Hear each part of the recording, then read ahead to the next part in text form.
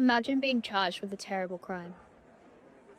The dread, the suspense, that sickening feeling churning away inside of you as if your stomach were a pot of soup.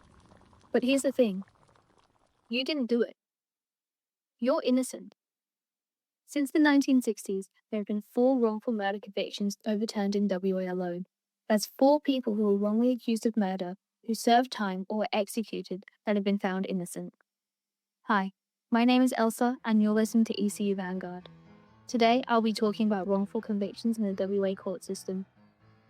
A big reason that wrongful convictions are so often passed through the courts is due to mandatory sentencing on things like manslaughter, meaning a person must be charged if thought to be responsible.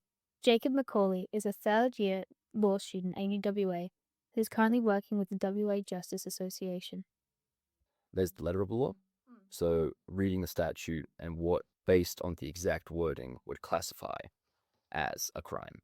And then you can look at the intent behind their actions of the defendant, right? So mandatory sentencing ensures that the person, even if they had no intent to kill someone, still gets charged for the actions that they did. In the sense that it doesn't really matter what your intentions are, but your actions are reflected in the law. Even after someone is proven innocent, they are still subject to the consequences of the trial.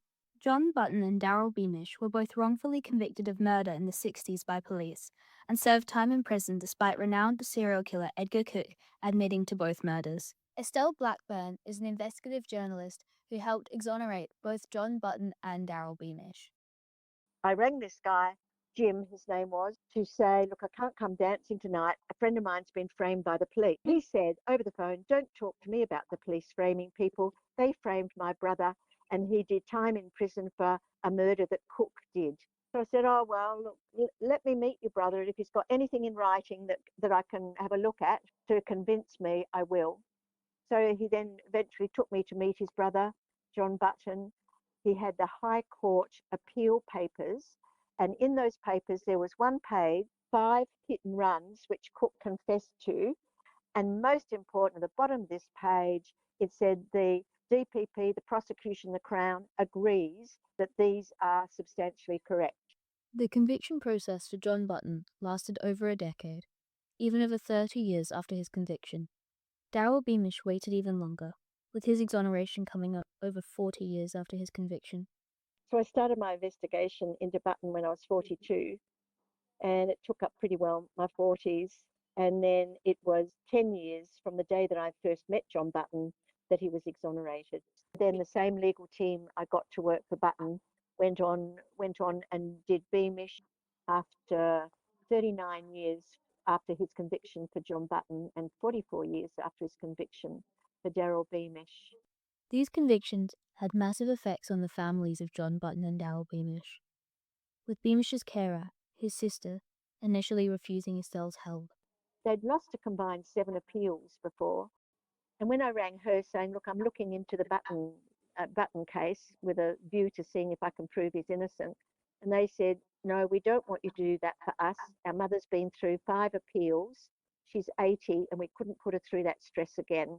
We don't want you to even mention his name. But once the book was out and we'd won a new appeal, that same sister rang me. I had no idea your book would be so well researched, so sensitively written and taken so seriously by the government. Will you help us too? These injustices, most of all, carried the heaviest fallout for Button and Beamish themselves, who carried the weight of murder convictions over their heads for decades. John Button's mother died in England, and because he was a convicted murderer, he had to go to extra lengths to get a passport, and he couldn't do that before his mother died, so he missed his mother's death in England. The day that the court brought down the yes, we grant this appeal, we exonerate Daryl Beamish. His wife, she'd married and had two daughters. One of those daughters was getting married in New Zealand, and his wife went off to New Zealand for her daughter's wedding, but Daryl Beamish couldn't go because he had a murder conviction. And yet she was in New Zealand the very day that murder conviction was taken away. You can read more on Estelle's experiences working on these cases in her novel Broken Lives. Once again, I'm Elsa, and you've been listening to ECU Vanguard.